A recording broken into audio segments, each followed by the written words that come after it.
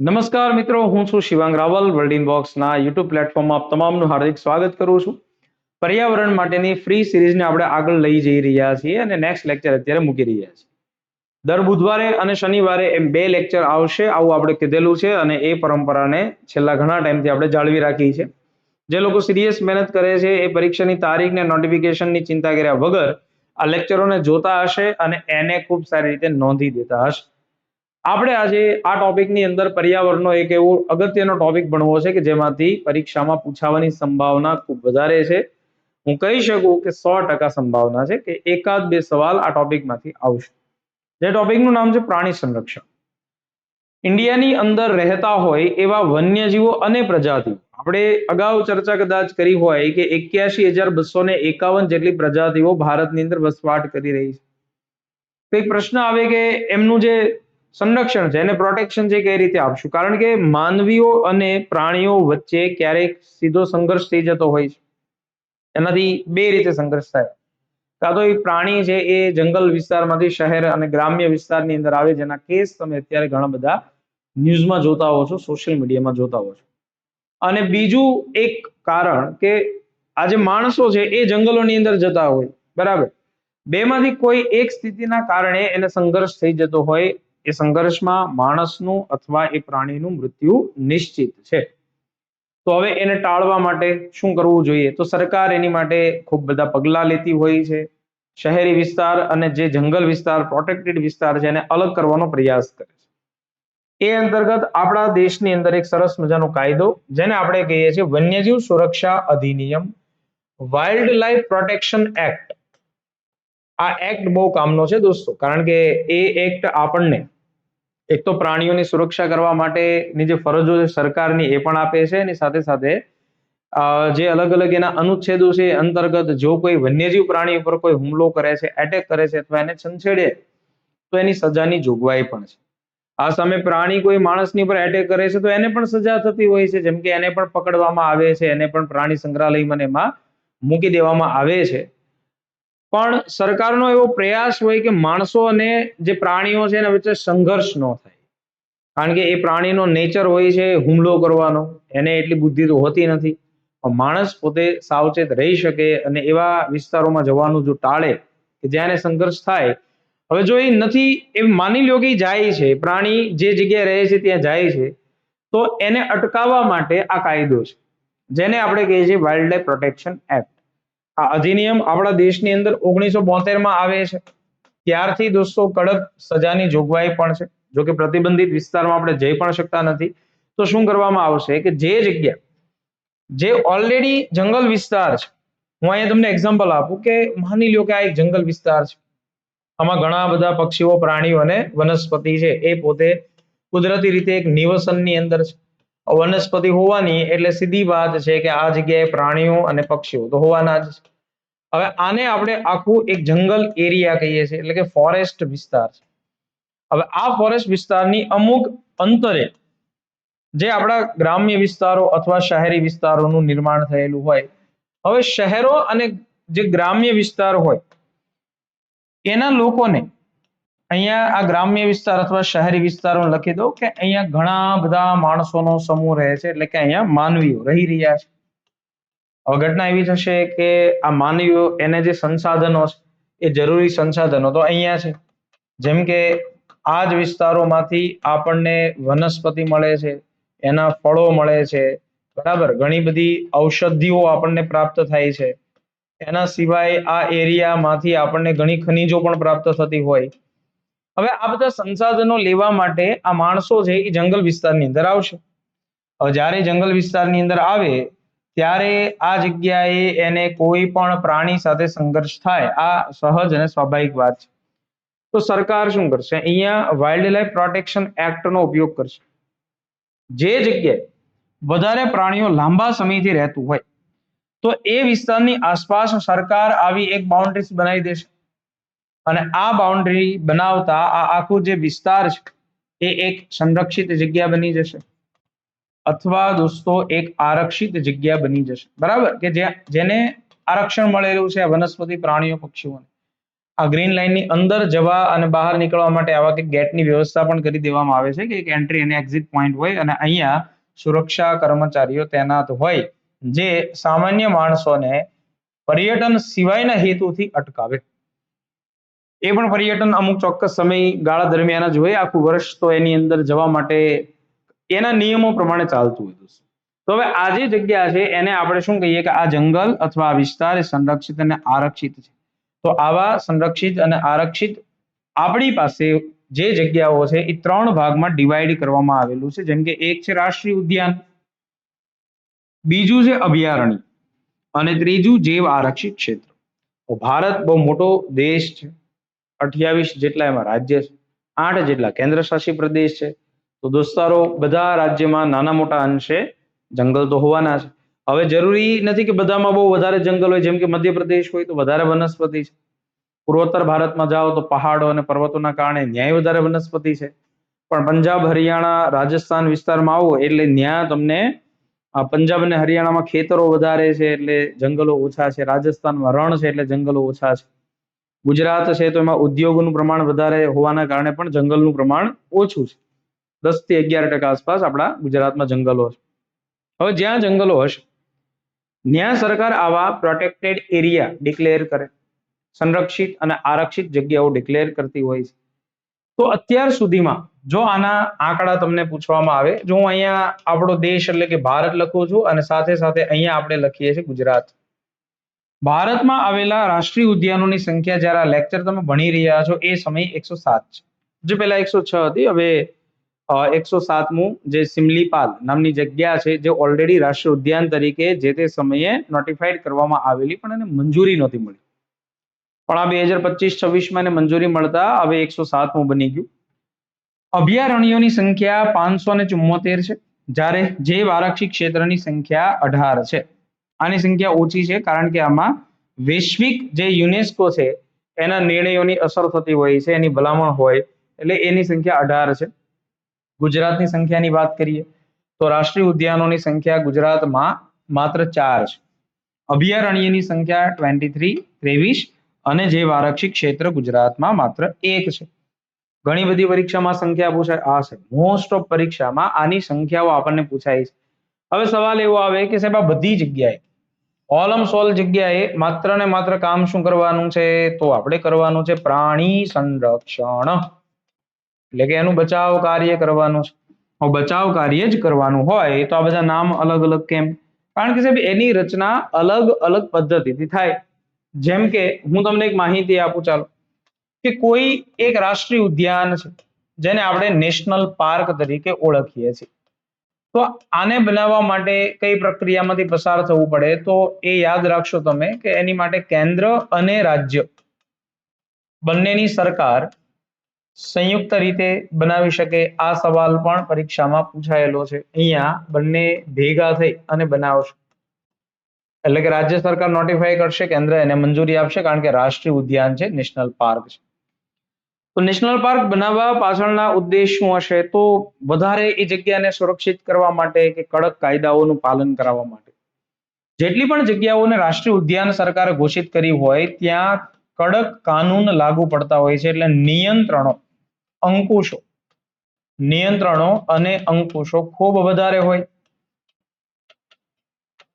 આમાં પરવાનગી વગર તમે જઈ પણ શકતા નથી. આપણે જે એક સરસ મજાની આકૃતિ દોરી, ક્યાં વહી ગઈ આકૃતિ આપણી, અહીંયા. જો આ જે આકૃતિ છે તો એની અંદર કોઈ પણ માણસ એની આપમેળે એને મજા આવે રાષ્ટ્રીય ઉદ્યાનમાં આંટો મારી આવું ન કરી શકે. એની માટે અહીંયા એમને મંજૂરી લેવી પડશે અને ચોક્કસ જે ફીસ હોય એ ચૂકવવી પડશે. ઘણી જગ્યાએ ફીસ હોય છે અને ખૂબ ઘણી જગ્યાએ તો વધારે પણ હોય છે. તો આ નિયંત્રણો અને અંકુશો ખૂબ કડક હોય છે. પરવાનગી વગર એમાં મુલાકાત પણ ન થાય, પરવાનગી વગર મુલાકાત ન થઈ શકે. ત્યાં બોર્ડ જ મારી દીધું હોય રિસ્ટ્રિક્ટેડ એરિયા, બરાબર, અને એન્ટ્રી ગેટ ઉપર તમારે એનું તમારું ચેકિંગ ને બધું કરાવી અને પછી અંદર તમે જઈ શકો. પરવાનગી વગર તમે મુલાકાત ન લઈ શકો.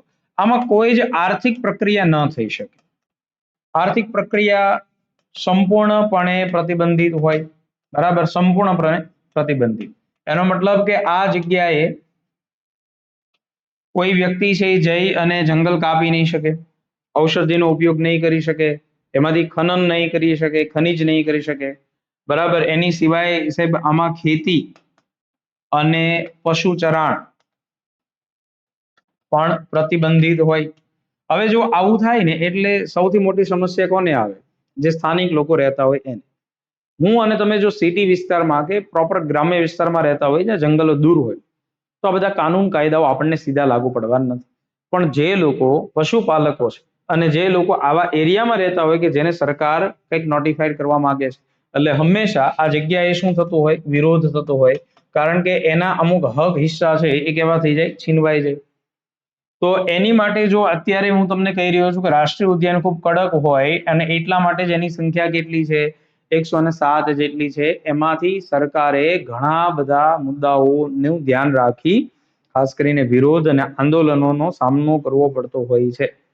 ગવર્મેન્ટ એને મન ફાવે ત્યારે કોઈ પણ નિર્ણય ન લઈ શકે. સ્થાનિક લોકો પણ એની સાથે જોડાયેલા હોય, કારણ કે વર્ષોથી સ્થાનિક લોકો ત્યાં રહેતા હોય અને અચાનકથી તમે કહી દો કે હવે આ જગ્યા છે, પણ સરકારે એટલા માટે કદાચ કરવું પડતું હોય કે એ જગ્યાએ વધારે પ્રાણીઓ છે, હિંસક પ્રાણીઓની બનતા હોય તો અમુક વિસ્તારને એને પણ સુરક્ષિત કરવો પડતો હોય.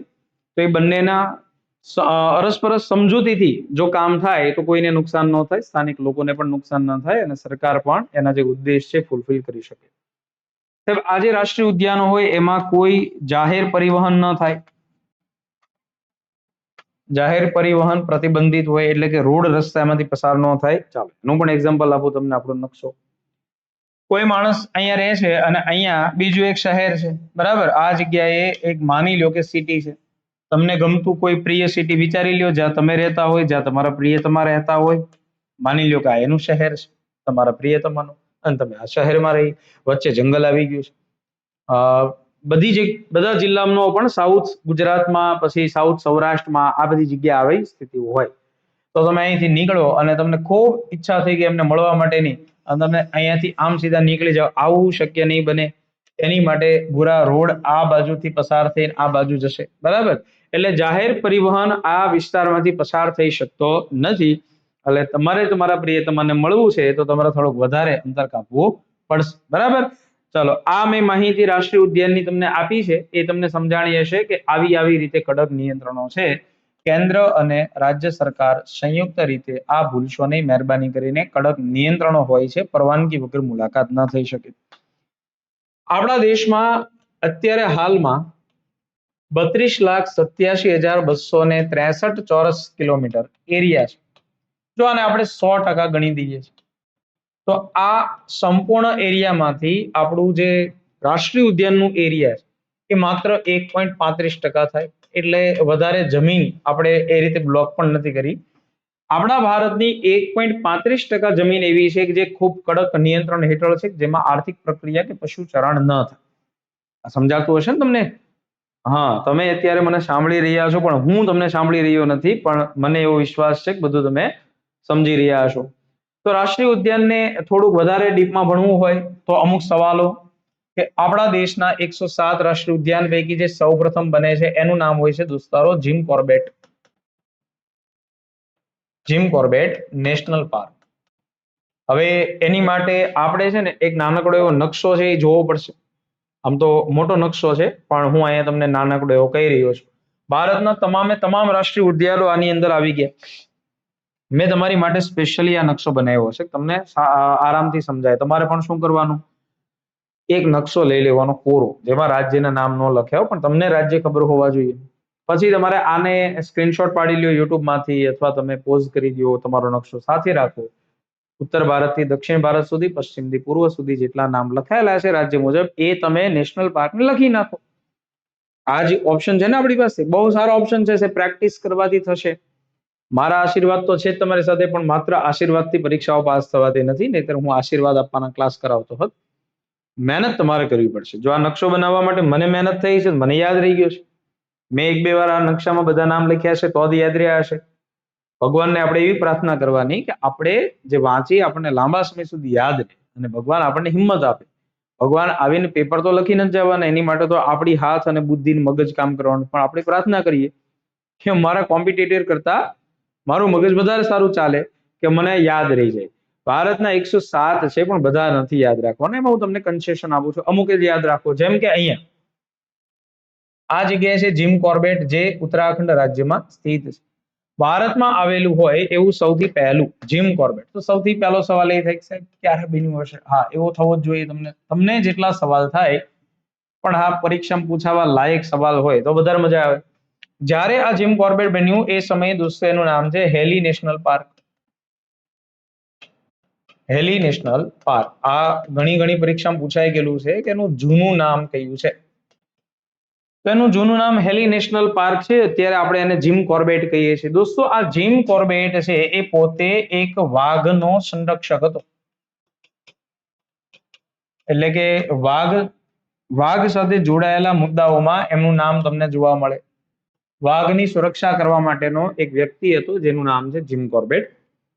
પહેલા એ વાઘનો શિકારી હતો, આગળ જતા એનો સંરક્ષક બની ગયો અને એના નામ ઉપરથી આ બન્યું. સાહેબ વાઘ ઉપરથી એક વસ્તુ યાદ કરાવી દઉં કે આ જે જીમ કોર્બેટ નેશનલ પાર્ક છે એ આપણા દેશની અંદર એવી જગ્યા છે કે જ્યાંથી પ્રોજેક્ટ ટાઈગરની શરૂઆત થઈ. પ્રોજેક્ટ ટાઈગર આપણે ભણશું આગળના લેક્ચરોમાં. પ્રોજેક્ટ ટાઈગરની શરૂઆત, જોકે એ તો ઇન્દિરા ગાંધીના સમયમાં પ્રોજેક્ટ ટાઈગરની શરૂઆત થઈ, પણ આ જગ્યાએથી કરવામાં આવી હતી વાઘને સુરક્ષિત રાખવા માટે. પ્રોજેક્ટ ટાઈગર અત્યારે હાલમાં આપણા દેશની અંદર અવેલેબલ છે. ઓકે, અને વાઘની સુરક્ષા કરવાની છે, પછી વાઘથી આપણી સુરક્ષા કરવાની છે. તો આપણે એમ કહીએ છીએ કે રાષ્ટ્રીય પ્રાણી છે, એને આપણે નુકસાન ન પહોંચાડીએ, હુમલો ન કરીએ. પણ હા, એ તમારે સામે આવે તો એમ કહી તો ન શકો ને કે તું રાષ્ટ્રીય પ્રાણી છો, હું આ ભારતનો, મારી પાસે પણ રાષ્ટ્રીયતા છે, તો આપણે બે એકબીજાની સાથે મજાથી બેઠીએ. વાઘ એવું તો સમજશે નહીં. તો વાઘથી આપણી સુરક્ષા પાછી કરવાની છે, એટલે તો સરકાર એને ઘોષિત કરે છે કે ભાઈ આ ટાઈગર રિઝર્વ છે, તમને સાવચેત પણ કરે. બરાબર. પ્રાણી સંગ્રહાલયમાં ઘણા જાય તો નથી પ્રાણીને હેરાન કરવાનો પ્રયાસ કરતા, કાંકરા નાખતા. જોકે એ કાયદાની વિરુદ્ધમાં છે, પણ છતાં અમુક એવી માનસિકતા વાળા લોકો પણ એ પ્રાણીઓને પણ ત્યાં છંછેડવાનો પ્રયાસ કરતા હોય.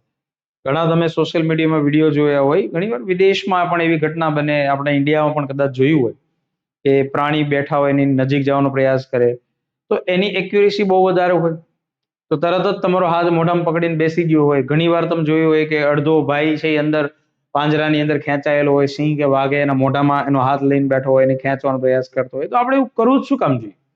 કે જેથી આપણને પણ નુકસાન થાય, આપણી સાથે હોય એ લોકો પણ દુઃખી થાય, એ પ્રાણી પણ હેરાન થાય. હવે અત્યારે એક વાત તમને યાદ કરાવી દો દોસ્તો કે 1936માં સૌથી પહેલું રાષ્ટ્રીય ઉદ્યાન તો બન્યું, પણ આપણા દેશમાં જેટલા પણ રાષ્ટ્રીય ઉદ્યાનો નિર્માણ પામે છે એ 1972ના કાયદાથી નિર્માણ પામે છે પ્રાણી સુરક્ષાના. તો 1972 પહેલા હું કામ બની ગયું હશે? તો એ પહેલા અંગ્રેજોના સમયગાળ દરમિયાન 4 થી 5 રાષ્ટ્રીય ઉદ્યાન બન્યા હતા, એમાંનું આ એક છે. બાકીના તમામ રાષ્ટ્રીય ઉદ્યાનો 1972 પછી જ નિર્માણ પામે છે. એટલે તમને કન્ફ્યુઝન ન થાય કે સાહેબ આવું કેમ થયું, તો એ હતું એ સમયે. તો જીમ કોર્બેટ નેશનલ પાર્કની આપણે ચર્ચા કરી, જે 1936ની અંદર નિર્માણ પામ્યું. હેલી નેશનલ પાર્ક હતું, વાઘના સંરક્ષક. તમારે મને એક આન્સર દેવાનો છે કે આપણા ભારતમાં ટાઈગર મેન તરીકે કોને ઓળખવામાં આવે છે? આપણે આની ચર્ચા હવે આવશે. સાહેબ દેશનું સૌથી મોટું, હવે 107ના એરિયા તો એક સરખા નહીં હોય, કોઈકનું વધારે મોટું હશે ક્ષેત્રફળ, તો એનું નામ છે હેમિસ નેશનલ પાર્ક. તમારે, હું તો અહીંયા સાહેબ છું એટલે કે સર છું, મેડમ હોય તો આપણે એને મિસ કેન બોલાવતા. તમને ખબર હોય અત્યારે તો બધી નિશાળોમાં આવું થાય છે કે મેડમને મિસ કેન બોલાવે. અમે જ્યારે ભણતા ત્યારે એક જ શબ્દ હતો, એ બેન કેન બોલાવતા, બરાબર, પ્રાઇમરી નિશાળમાં. પણ હેમિસ નેશનલ પાર્ક, હવે આ હેમિસ નેશનલ પાર્ક છે એ દેશનું સૌથી મોટું છે. હવે જો સૌથી મોટું છે તો ક્યાં આવેલું છે? તો એને જોઈ લઈએ. અહીંયા કંઈક છે, હા અહીંયા દેખાણું. જે જગ્યાએ ત્યાં છે ત્યાં લદ્દાખ છે, લદ્દાખના એરિયામાં આવેલું છે. હવે લદ્દાખનું જો સૌથી મોટું બન્યું છે તો શેની માટે છે? તો સાહેબ ત્યાં જોવા મળશે હિમદીપડા. આપણા ભારતમાં હિમદીપડા માટે ઉત્તર ભારત જાણીતું છે. કાશ્મીર વિસ્તાર છે, લદ્દાખ વિસ્તાર છે, ઉત્તરાખંડ છે, હિમાચલ પ્રદેશ. તો આ દેશનું સૌથી મોટું હેમિસ નેશનલ પાર્ક, જે હિમદીપડા માટે જાણીતું છે, સ્નો લેપોર્ડ તરીકે ઓળખીએ. આને આપણે કહેતા હોઈએ છીએ ઘોસ્ટ ઓફ માઉન્ટેન. એટલે કે પર્વતોના ભૂત તરીકે ઓળખવામાં આવે. ચાલો, હવે એનાથી આગળ પણ સવાલો છે જે આપણા ઉભા છે. સાહેબ, દેશની અંદર જે સૌથી એરિયામાં નાનું, કારણ કે તમે જો મોટાના ગીત ગાઓ તો નાનાના ગીતો, સાહેબ આપણા ભારતમાં જેટલા પણ રાષ્ટ્રીય ઉદ્યાનો છે એ અંતર્ગત સૌથી નાનું, કદમાં સૌથી નાનું, એમાં બે વસ્તુ આવશે. નંબર 1, સાહેબ એનું નામ છે ગિંડી નેશનલ પાર્ક. જો કે આ ગિંડી છે ને દોસ્તો, એ આવેલું છે તમિલનાડુ અને સ્થળનું નામ છે. અને બીજું એક નામ આપણે યાદ રાખીએ છીએ, સાઉથ બટન, જે આવેલું છે અંદમાન એન્ડ નિકોબાર. જો કે આ સાઉથ બટન એક મરીન નેશનલ પાર્ક છે, જેનું એરિયા બહુ ઓછું છે, અંદાજિત 0.03 ચોરસ કિલોમીટર આસપાસ છે.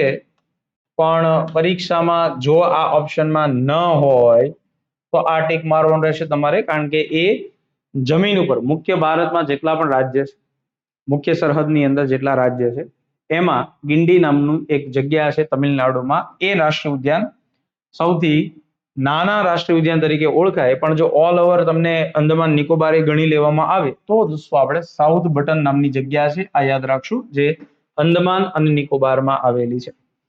દેશનું એકમાત્ર તરતું, હવે સાહેબ આ તરતું રાષ્ટ્રીય ઉદ્યાન, એવું તરતાને અંગ્રેજીમાં આપણે ફ્લોટિંગ કહીએ છીએ, ફ્લોટિંગ. હવે ખરેખર આ તરતું તો છે નહીં, પણ અહીંયા આ જે જગ્યા તમે જોઈ રહ્યા છો, આ 7 સિસ્ટર રાજ્ય છે, 7 બહેનોનો સમૂહ, એમાં આ જગ્યાએ એક રાજ્ય આવેલું છે. એ રાજ્યનું નામ શું હશે સાહેબ? એનું નામ છે મણિપુર. મણિપુર. તો આ મણિપુરમાં એક તળાવ છે, સરોવર, બહુ જાણીતું સરોવર છે, જેનું નામ તમે સાંભળ્યું હશે, એ છે લોકતક સરોવર. અને પૂર્વોત્તર ભારતનું ગુલર સરોવર કહેવાય, કારણ કે મીઠા પાણીનું મોટું સરોવર છે. હવે આ સરોવરની અંદર એક વનસ્પતિ ઉગે છે, અને આ વનસ્પતિને આપણે ફુમડીસ નામથી ઓળખીએ છીએ. આ વનસ્પતિના મૂળથી ઉપર સુધી એ રીતે ફેલાયેલી છે કે જેની ઉપર એક હરણની જાત વનસ્પતિ ખાવા જાય છે. આ વનસ્પતિ ફુમડીસનો ખોરાક તરીકે ઉપયોગ કરશે હરણ, જેને સાંગાઈ હરણ કહેવાય. આ પણ પૂછાઈ શકે. જે ખરેખર આજે મણિપુર છે એનું રાજ્ય પ્રાણી છે સાંગાઈ હરણ. હવે આ જે જગ્યાનું નામ છે એ છે કૈબુલ લામજાઓ.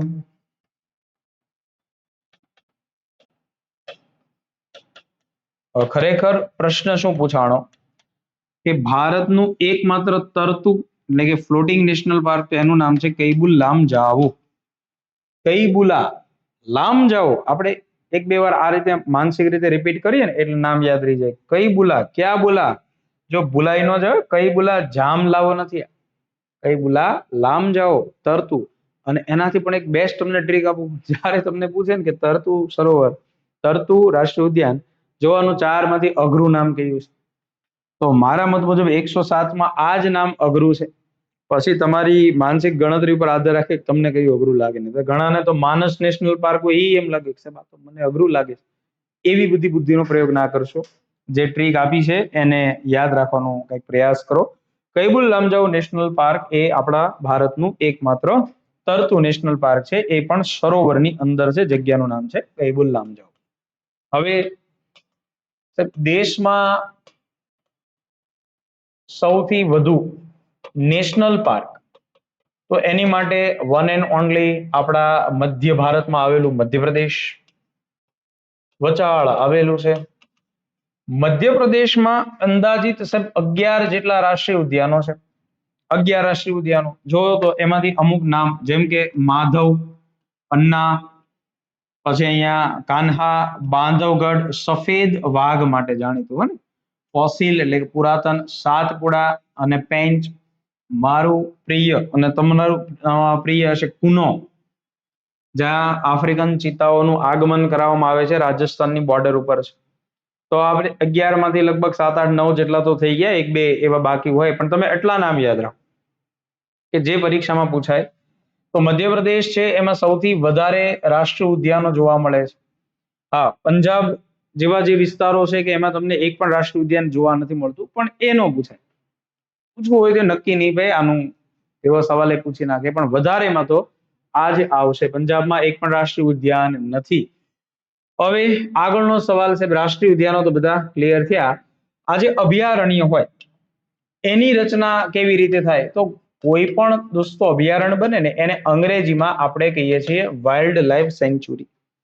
રાષ્ટ્રીય ઉદ્યાન એ નિયંત્રણ તો કરે છે, પણ કડક નિયંત્રણો કરે. સ્થાનિક લોકોને વધારે સંઘર્ષ થઈ જાય સરકાર સાથે, એટલે એક બીજો ઉપાય સરકાર શું ગોતે, ભાઈ આપણે અમુક છૂટછાટ આપી અમુક વિસ્તારોમાં, જેથી કરીને સ્થાનિક લોકોને પણ તકલીફ ન પડે અને સરકાર અને એના અધિકારીઓ પણ એ સંરક્ષણના કામ કરી શકે. એના અવેજમાં અભયારણ્ય બનાવવામાં આવેલા છે.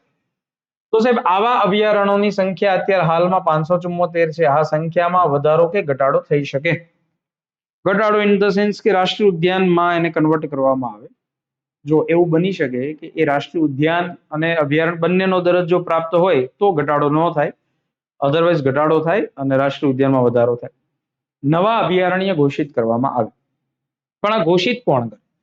અભયારણ્યોની જે ઘોષણા છે અથવા એને જાહેર કરવાનું કામ કોણ કરશે? સાહેબ રાજ્ય વન વિભાગ કરે.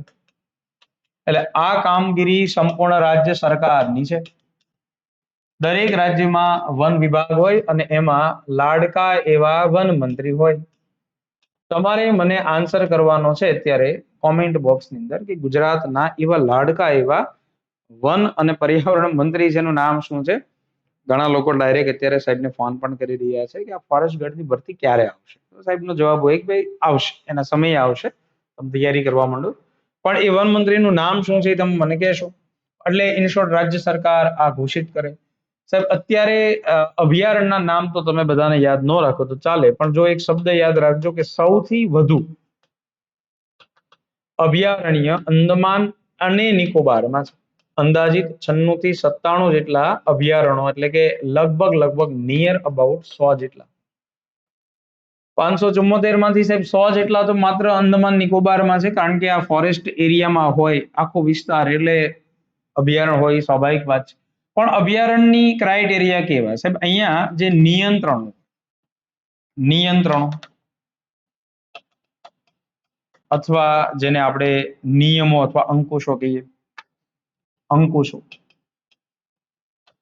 એ હળવા હોય, ભારે ભરકમ ન હોય કે અહીંયા લોકો ઝઘડો કરવા માટે પહોંચી જાય. એકદમ હળવા હોય, મુલાકાત થઈ શકે.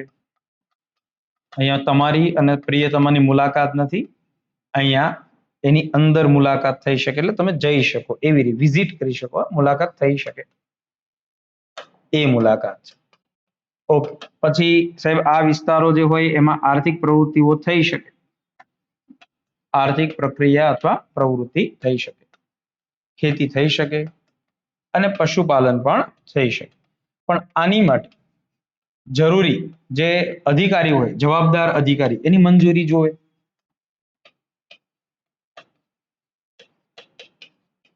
જવાબદાર અધિકારીની મંજૂરી એ જોશે, અને એમાંય ખાસ કરીને આ બધી વસ્તુ માટે સ્થાનિક લોકોને જ પરવાનગી મળે. એવું ન હોય કે હું અહીંયા અત્યારે કોઈ પણ જગ્યાએ બેઠો હોય અને અન્ય કોઈ જિલ્લામાં આવા અભયારણ્ય ક્ષેત્રમાં જઈ અને કામગીરી શરૂ કરી દઉં, તો એ ન થઈ શકે. જે સ્થાનિક લોકો રહેતા હોય એને એની રોજગારીને આર્થિક સંચાલન સોંપી શકે. સાથે સાથે અહીંયા સાહેબ કોઈ ચોક્કસ પ્રાણીનું વિશેષ સંરક્ષણ હોય, ચોક્કસ પ્રાણીનું વિશેષ સંરક્ષણ, જેમ કે ઘોડખર હોય તો એની ઘોડખર માટે કચ્છનું નાનું રણ કેમ હોય એની જેમ. તો મને એવી અંદાજ અને વિશ્વાસ છે કે આ બધા મુદ્દાઓ તમને સમજાણા હશે. બહુ આઈએમપી મુદ્દાઓ છે દોસ્તો, આને કેટલો મસ્ત ટોપિક છે. જેટલી વાર તમે ભણો મજા આવે, બહુ બધી વાર ભણવાનું નહીં, ભણવાનું એકવાર પછી રિવિઝન કરવાનું. ન સમજાણું હોય તો તમે એકવાર હજી આને જોઈ શકો. હવે સાહેબ અભયારણ્ય પછી સરકાર જે ત્રીજો દરજ્જો આપે છે, જેને આપણે જૈવ આરક્ષિત ક્ષેત્ર કહીએ. અંગ્રેજીમાં આને કહેવામાં આવે છે bio reserve area, bio reserve area, અથવા એને બાયોસ્ફિયર તરીકે ઓળખવામાં આવે. હવે જે વિદ્યાર્થી ભાઈઓ બહેનો તૈયારીમાં નવી નવી તૈયારીમાં હોય ને એમ લાગે છે આ બધું ભેગું ભેગું સંરક્ષણ માટે છે પણ બધા નામ અલગ અલગ છે. તો જો આમાં છે ને 3 લેયર હોય છોકરાઓ, આમાં 3 લેયર છે અને આની જે ભલામણ છે આ ભલામણ કરવાનું કાર્ય યુનેસ્કો કરે છે. યુનેસ્કોનો એક પ્રોગ્રામ છે, કાર્યક્રમ, જે વૈશ્વિક ધોરણે ચાલે છે, તમામ વિશ્વના દેશો માટે લાગુ પડે અને કહેવાય છે મેન એન્ડ બાયો રિઝર્વ. આ પૂછાઈ શકે તમને, મેન એન્ડ બાયો રિઝર્વ. એ અંતર્ગત કોઈ પણ જૈવ આરક્ષિત ક્ષેત્ર મિનિમમ 5000 ચોરસ કિલોમીટર એરિયા ધરાવતું હોવું જોઈએ. જો ઘણા બાયો રિઝર્વ એરિયા એવા હોય કે જે આ નિયમોનું પાલન ન કરતું હોય, સરકારે તો ઘોષિત કર્યું હોય કેન્દ્ર સરકાર, પણ યુનેસ્કોના જે નિયમો હોય એને બહાર હોય, અહીંયા પર્યટન ન હોય, બરાબર, અથવા એવી કોઈ પણ એટલે વધારે પર્યટન ન હોય, કેમ એના નિયમોની બહાર વયું જાય એવું ન હોય. એટલે આપણી પાસે એવા 18 જેટલા જૈવ આરક્ષિત ક્ષેત્ર છે જે સરકારે ઘોષિત કર્યા હોય, પણ એમાંથી યુનેસ્કોએ માન્ય આપી હોય માન્યતા એવા લિસ્ટમાં ખાલી 13 જ છે દોસ્તો. એટલે કહી શકાય કે જે ઘણા એવા હશે જે 5 જેટલા નિયમોનું પાલન કરતા નથી.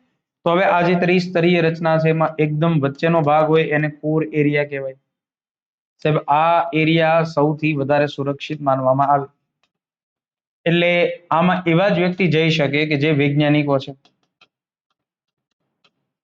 અને જે સંરક્ષણના અધિકારીઓ, બરાબર, આ 2 લોકો જઈ શકે. હવે એની બહારનો જે એરિયા છે આ એને આપણે બફર ઝોન કહીએ છીએ.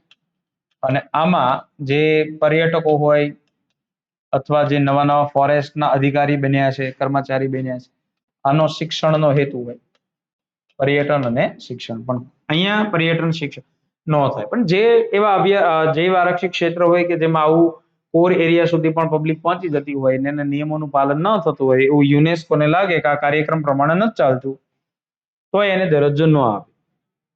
એનાથી ઉપર આ જે એરિયા છે એને આપણે ટ્રાન્ઝિસ્ટ ભાગ કહીએ છીએ, કે જે આમ સામાન્ય રીતે મુક્ત વિસ્તાર હોય, અહીંયા રહેણાંક પણ બની શકે છે, રહેણાંક બની શકે. ચાલો હવે આવી રીતે આપણા ભારતમાં જેટલા પણ જૈવ આરક્ષિત ક્ષેત્ર બન્યા છે એમાં જો હું તમને સૌ પ્રથમ જવાબ આપી દઉં કે ભારતમાં જે સૌથી પહેલું બનેલું છે એ જૈવ આરક્ષિત ક્ષેત્ર નીલગિરી ખાતે બનેલું. આ નીલગિરી તમિલનાડુ રાજ્યમાં આવેલું છે અને 1986માં બનેલું. ભારતમાં જે સૌથી મોટું છે જે કચ્છ ડેઝર્ટ છે, એટલે કે કચ્છનું રણ છે, કચ્છનું રણ, અને આ જે બને છે એ 2008માં પણ સાહેબ હજી આને યુનેસ્કોના કાર્યક્રમમાં લિસ્ટેડ નથી. કારણ કે આપણે જોઈએ છીએ કે કચ્છના રણ મહોત્સવ, કચ્છ રણોત્સવ ને એમાં પબ્લિક જે બધી જતી હોય, ઘણી બધી પબ્લિક જતી હોય, ત્યાં સુધી રણોત્સવનો પહેલો ભાગ હોય એટલે એને સુરક્ષિત અત્યારે એટલું નથી કરી શકાતું. પ્લસ એનો એરિયા પણ થોડો ઘણો એનાથી ઓછો અત્યારે ઘોષિત કરવામાં આવેલો છે. એટલે સૌથી મોટું જૈવ આરક્ષિત ક્ષેત્ર કદમાં આ છે, કારણ કે આખું રણ લેવામાં આવેલું છે, પણ પર્યટનના એના અમુક બાબતોને ધ્યાનમાં રાખી અને હજી એને યુનેસ્કો લિસ્ટેડ કરવામાં આવેલું નથી. હવે આ બધી ભારતના સંરક્ષણની વાત કરી મેં તમને. હવે જો ગુજરાત રાજ્ય માટે સ્પેસિફિક પૂછવામાં આવે તો 4 રાષ્ટ્રીય ઉદ્યાન છે, નેશનલ પાર્કની સંખ્યા 4 છે, અભયારણ્ય જે ગુજરાતમાં છે એની સંખ્યા 23 છે, જૈવ આરક્ષિત ક્ષેત્રની સંખ્યા 1 છે. તો પ્રશ્ન નંબર 1, ગુજરાતનું પ્રથમ રાષ્ટ્રીય ઉદ્યાન, પ્રથમ અભયારણ્ય, ગુજરાતનું જે સૌથી મોટું અભયારણ્ય, સૌથી મોટું અભયારણ્ય, સૌથી નાનું અભયારણ્ય, અને ગુજરાતનું સૌથી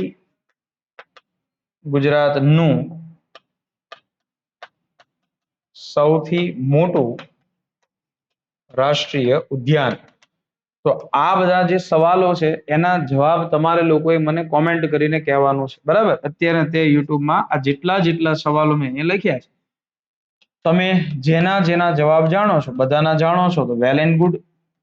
પણ જેટલા નથી આવડતા તો એ સ્કીપ કરો. બાકી જેટલા સવાલના જવાબ આવડે છે એ ક્રમશઃ 1 2 જેટલા નામ છે અહીંયા 1 2 3 4 અને 5 માંડ 5 સવાલ સાહેબે આપ્યા છે, તો એટલું તો થઈ શકે છે.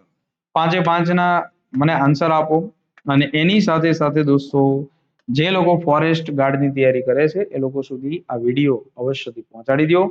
અને આવી જ રીતે વધારે માહિતી સાથે વળી પાછા આપણે નવા કોઈ ટોપિકની અંદર ભેગા થશું. ત્યાં સુધી આનું રિવિઝન મસ્ત કરી લેક્ચર નોટમાં અપડેટ કરશો.